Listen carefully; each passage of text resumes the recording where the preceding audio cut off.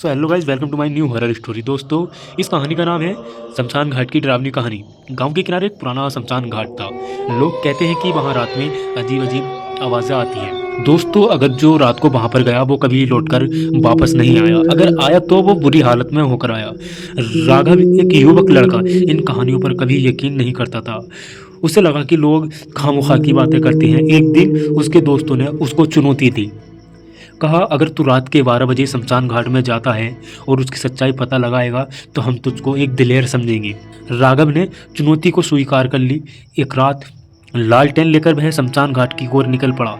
चारों ओर घना जंगल था और अंधेरा था और सिर्फ झींगरों की आवाज़ सुनाई दे रही थी। जब वह शमशान घाट में पहुंचा तो वहां गहरी खामोशी थी।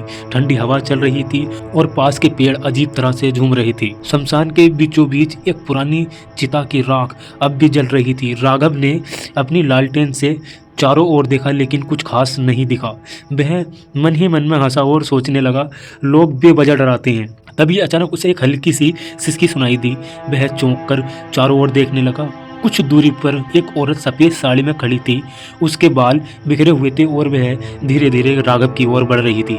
राघव का दिल तेजी से धड़कने लगा। उसने हिम्मत करके पूछा, तुम कौन हो?